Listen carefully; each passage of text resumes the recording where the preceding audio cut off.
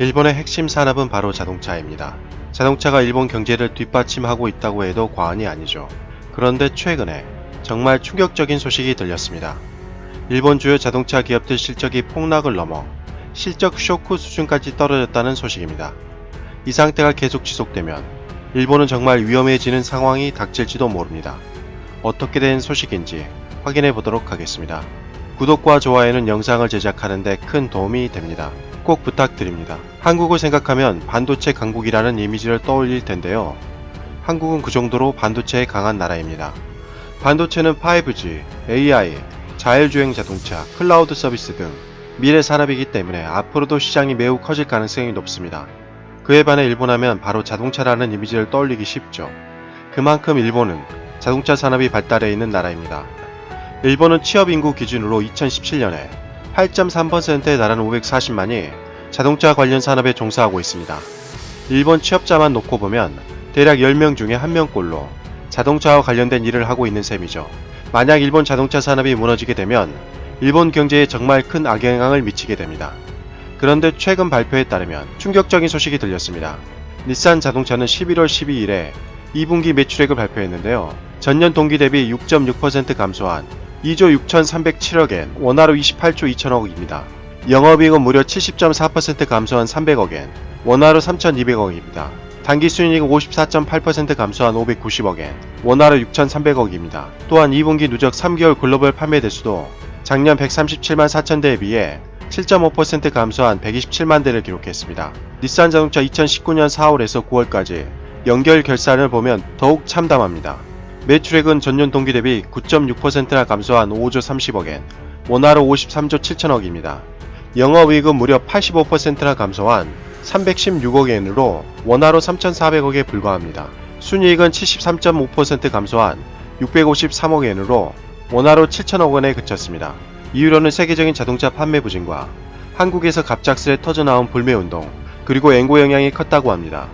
닛산 자동차는 2022년까지 직원 10%가량 12,500명을 해고하는 구조조정에 돌입했지만 앞으로도 수익 개선은 쉽지 않다고 합니다. 다른 일본 자동차 회사들도 마찬가지입니다.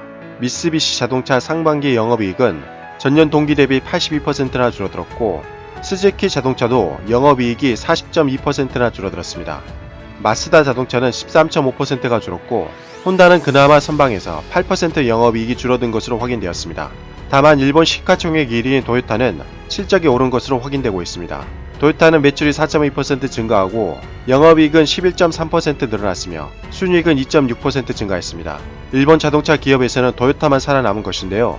일본 자동차 업계 관계자에 따르면 치열해지는 자동차 산업 경쟁 때문에 이제는 일본 자동차 산업도 치킨 게임에 돌입한 거 아니냐는 우려 섞인 목소리도 들렸습니다. 만약 그렇게 된다면 일본 경제마저 허물어진다는 우려도 나오는데요.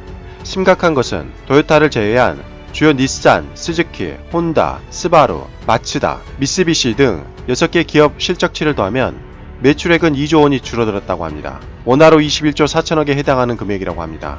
순이익은 3,300억이 줄어들었는데요. 원화로 3조 5천억에 달합니다. 이것뿐만 아니라 여러가지 면에서 일본 자동차 산업에는 먹구름이 끼었습니다.